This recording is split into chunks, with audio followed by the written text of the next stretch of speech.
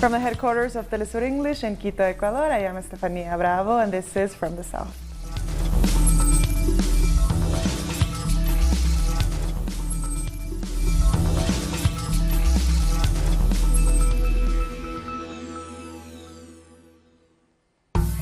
The Organization of American States has held a special meeting to discuss the situation in Nicaragua. The Nicaraguan Foreign Minister Denise Moncada told the meeting that the violent actions in the country are purely intended to destabilize the government. Moncada also rejected categorically a report presented to the OAS by the Inter-American Commission on Human Rights. The Government of Reconciliation and National Unity rejects absolutely the report presented by the Inter-American Commission on Human Rights. We consider it distorted, subjective, and profoundly biased. The Nicaraguan government says quite categorically that the facts analyzed by the Inter-American Court on Human Rights are not part of a social protest movement, but part of an attempt to smash the Constitution and its institutions, in order to change, by force, the legitimately elected government. The Secretary General of the OAS, along with several other governments, including the United States, repeated the call of Nicaragua's opposition for early elections. The organization proposes mechanisms to fight the crisis in Nicaragua. A political answer is needed.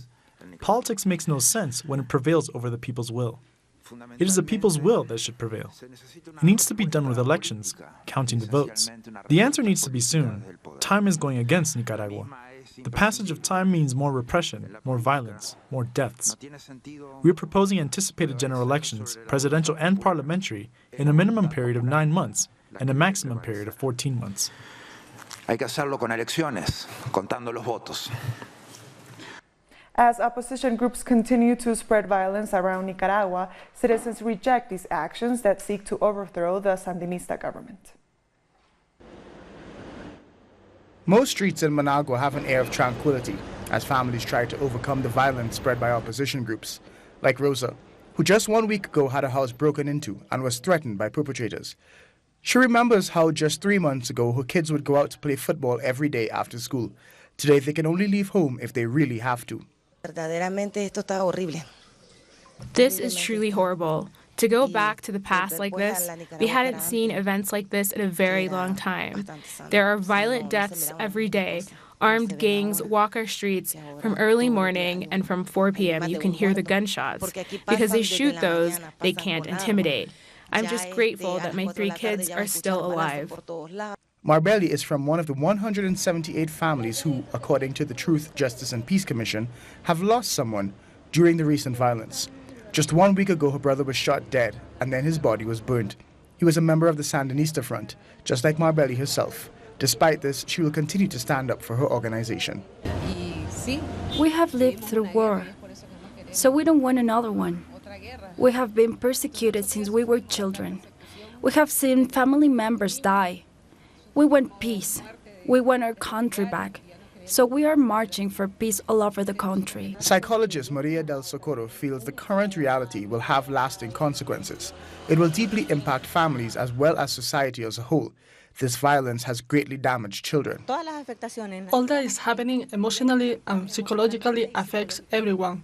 Families have lost their jobs and are seeing the country as a place with no more opportunities. Families have lost hope and are becoming divided, or more like disintegrating. People are migrating or just escaping to somewhere else. The majority of people want peace, and they feel the best way is to hold a national dialogue. This is what the Mediation and the Witness Commission wants, and has asked for talks to restart between the government and the opposition.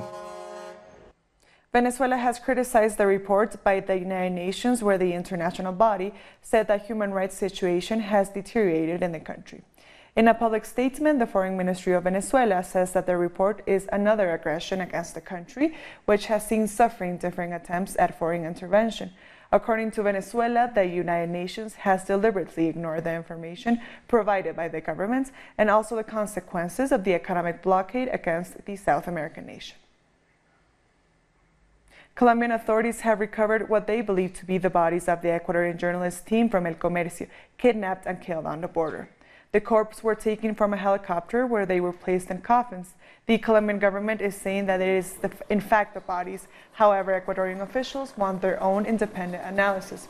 Relatives are expected to help identify the bodies. It could bring an end to a tiring time for them since the April kidnappings. Journalist Javier Ortega, photographer Raúl Rivas, and their driver Efraín Segarra were kidnapped by the Oliver Sinistera Front and its leader Huacho in Mataje, near the border with Colombia. Their deaths were confirmed on April 13th. Authorities have requested that 2 direct relatives of the journalists be present for this procedure in order to take samples of body fluids and then perform the lab tests, which are expected to last between 24 and 48 hours. Once we can prove that these are indeed the bodies of our comrades and fellow Ecuadorians, all of the international issues, all of the repatriation matters have to be organized. Barbados Prime Minister Mia Mottley says members of the IMF will make another trip to the country in July to finalize the agreements of the loan. Mottley went to the IMF almost immediately after being sworn in as Prime Minister 4 weeks ago. Mottley has been meeting with members of the social sector to come up with a mutual understanding on how the government can move forward in managing their debt. We met with the British Executive Director as well as the US Executive Director and some officials from Treasury. And of course, separately, we met with Madame Lagarde and her entire senior management team. And then we met with the person in charge of the Western Hemisphere after separately. The bottom line is, that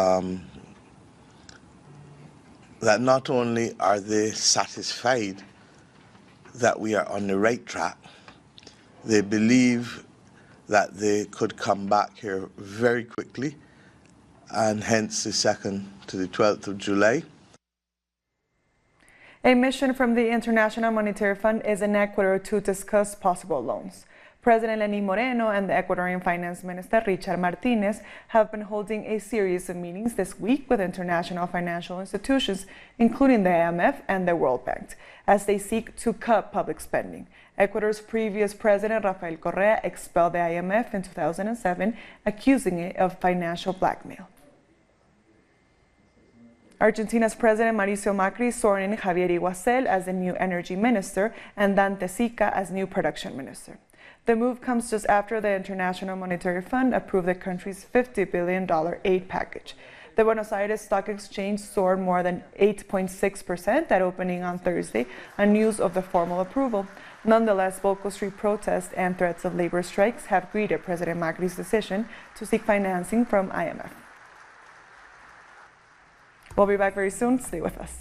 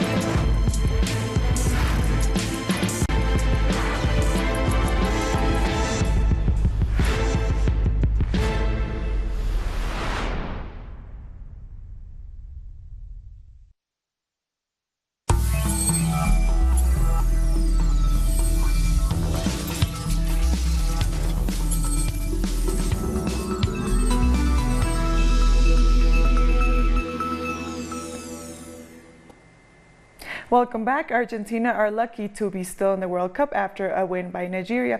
Jose Daniel Lopez brings us all the latest on the World Cup action.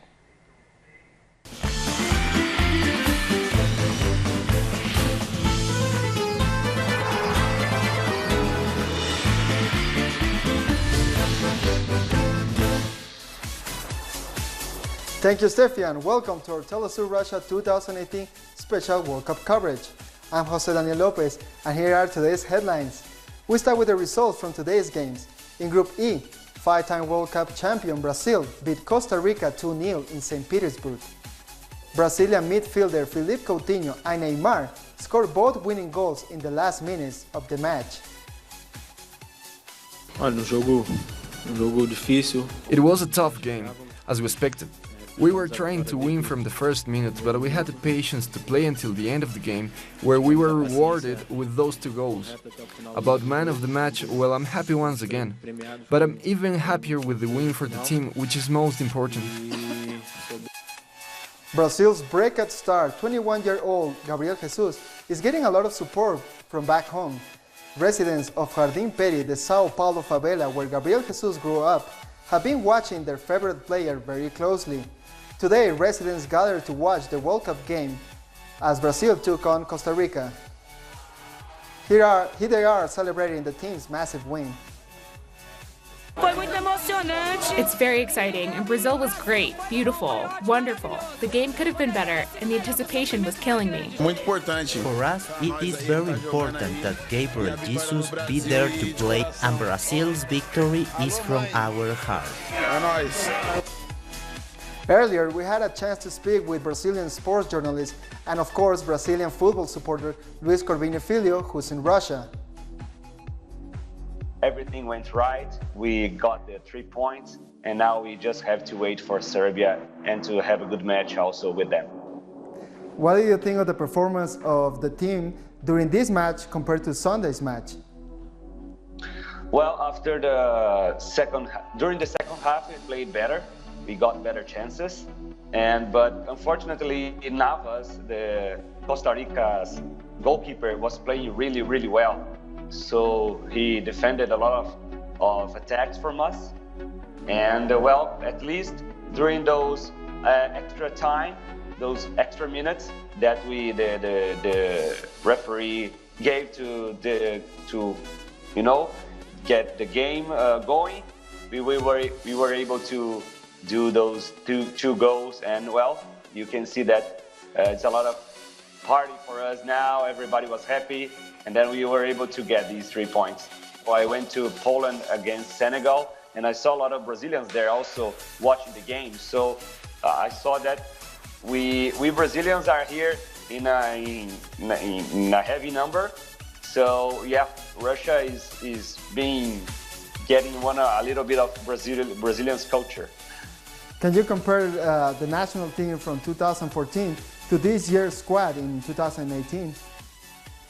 I think we have a better squad now, but I believe that the team needs to play the way it had been playing during the qualifiers and during the friendly matches. So we still need to see what the real potential of this squad. Art and football come together at this St. Petersburg's Art Museum, where an exhibition by Italian artist Fabrizio Birimbelli entitled Like the Gods is featuring over 40 portraits of world football legends, including Cristiano Ronaldo, Diego Maradona, and Eric Cantona, all of them in historical uniforms. I like the fact that you can see players as generals and leaders, because during the matches, during the 90 minutes, you feel that they are really your representative, they are really your leader, and allow to show all those epics in my work. And I try to mix two of my great passion, art and football, together, and this is what comes out. Switzerland beat Serbia 2-1. Mitrovic scored a goal in the first half for Serbia, but Granit Xhaka and Sheridan Shaqiri scored in the second half for Switzerland. Nigeria defeat Iceland 2-0. Ahmed Musa scored 2 goals in the second half to seal the victory for Nigeria. Nigerian fans celebrated their home team big win. We are a competition team, so we get better as the competition goes on. I pray that we will continue to, believe in ourselves, because that's all Nigeria is about, a confidence team. If we don't have confidence, we cannot be anywhere. If we have confidence, we can beat anybody. We're delighted. We're so happy today. Ahmed Musa, he's just the man. He is. We're so happy. Now let's take a look at the group points. Croatia is in the top of Group D with 6 points. Nigeria moves to the second position with 3 points. Iceland and Argentina have 1 point each. Brazil moves to the top position of Group E with 4 points. Switzerland is in second position with 4 points as well. Serbia in third position with 3 points. And with no points, Costa Rica is eliminated from the tournament. Tomorrow, Mexico will play against South Korea. Current champion Germany will face Sweden in the city of Sochi. And Belgium will play against Tunisia.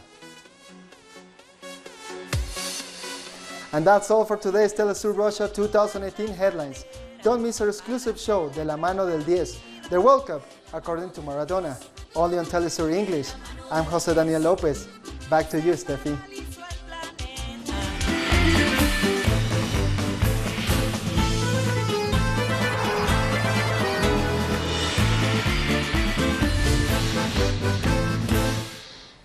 Thank you, Jose Daniel. More stories now. The Cuban government grounded domestic flights Friday, forcing passengers to travel by bus. There was no reason immediately given for the change. However, the general director of the Cuban Aviation Agency, Marta Rojo, said her organization was making every effort to help passengers. In May, 100 people were killed when a Boeing 737 domestic flight crashed soon after taking off in Havana. Of course, I booked centuries ago. I've had my ticket for centuries. Well, another way to go is by bus. It was not predicted, but what can you do? The intention is to provide the passenger with a way of making the trip origin to destination in this holiday period. Tobago protesters gathered outside the Parliament building as inside parliamentarians debated a motion of no confidence in the Minister of National Security. The opposition brought to motion of no confidence to the Parliament, saying the minister has done nothing to curb the scourge of crime, specifically murders in the country, since he came into office in September 2015. It's unlikely that the motion will pass. The minister is likely to keep his position. So comparing 2015 to 2018, from January to May, murders increased by 45.6% in Trinidad and Tobago. Mr. Deputy Speaker, the murder projection for 2018, according to economist Roger Hussein, what is 552, the highest in the history of Trinidad and Tobago. We'll take a short break now, but join us again after this look at what our multimedia colleagues are reporting.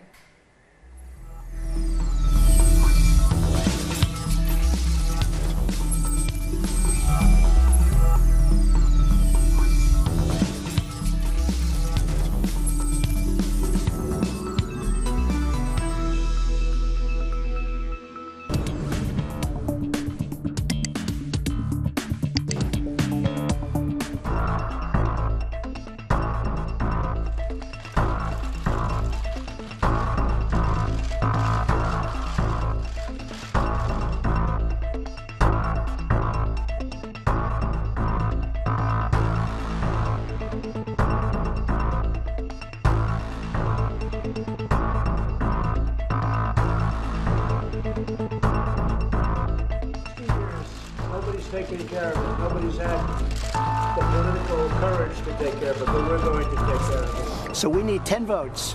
We can't get them from the Democrats. In the Senate. Now, wait, you can't do it through an executive order.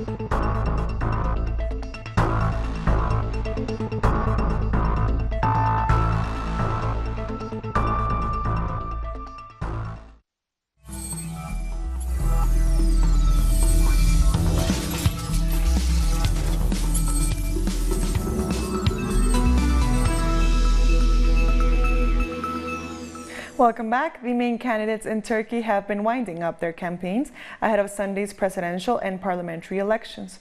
President Recep Tayyip Erdogan addressed his AKP supporters in Istanbul. Erdogan has been the most influential leader in Turkey's modern history. If he wins a second term as president, he will have additional powers following a constitutional reform last year. He called on voters to see off the opposition. Do you think they can run for presidency? Are you ready to give them an Ottoman slap on Sunday?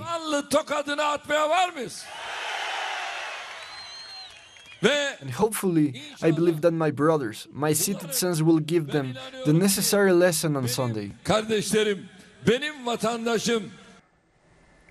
But he is facing a significant challenge from Turkey's main secular party, the CHP, and its candidate Muharrem İnce.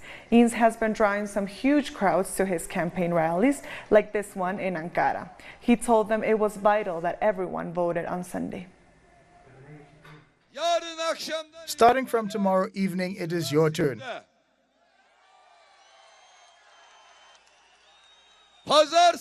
Do not be late on Sunday morning. Sleep in schoolyards on Saturday night.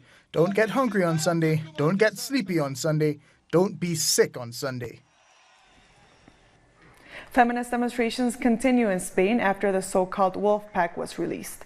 Thousands of women staged a protest outside the Justice Ministry in Madrid, as well as in other cities across the country, to protest the release of 5 men convicted of sexually assaulting a young woman at the San Fermin bull running festival in 2016. A court in the northern region of Navarra decided to free the men after 2 years in custody under a bail of nearly $7,000, while they await their 9-year sentence to be definitive.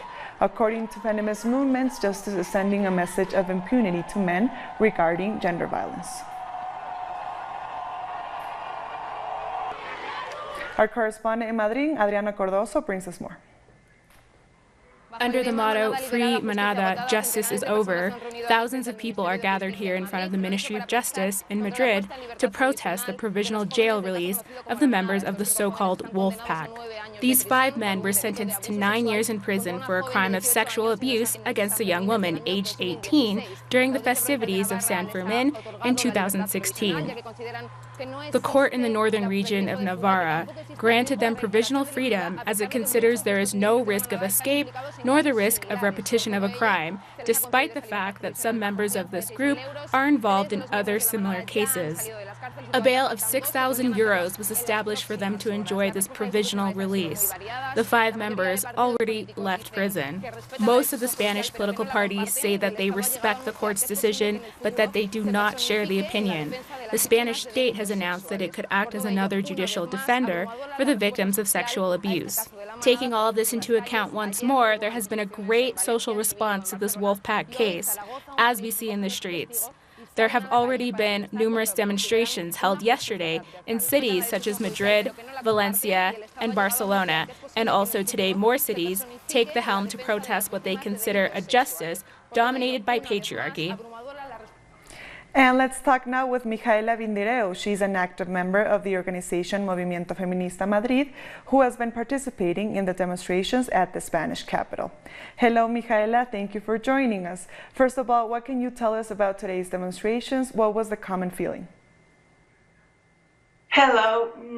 The general feeling was very good. There was a lot of people from every ages, genders, and even people with disabilities fighting for justice, asking for the manada go to jail, not to be free because we are not safe anymore, and we are very happy about the thousands of people who joined us today for feminists and justice. Now, another question for you. Do you think justice in Spain is dominated by a patriarchal approach? Does your organization have in mind future actions to fight this? Yes, the justice in Spain is patriarchal, and we cannot believe that they were only 2 years in jail. when they deserve a lot more. And a lot of cases, they think abuse is sexual abuse is most common, but it was rape. And we are taking actions for further activities, and we are not going to stop here. Mijaela, thank you so much for your time. We have been speaking with Mijaela Bindiu. She's a member of the Movimiento Feminista Madrid. And before we end today's show, a short reminder that you can watch our special World Cup program with Argentine football star Diego Armando Maradona. De la mano del 10, the World Cup according to Maradona will air only on Telesur English every night during the tournament in Russia. These are the times to watch it, so be sure to tune in. And we've come to the end of this news brief. These and many other stories, you can find them on our website at telesurtv.net/English. And join us on social media, Facebook, Twitter, and Instagram for Telesur English. I am Estefania Bravo. Thank you for watching.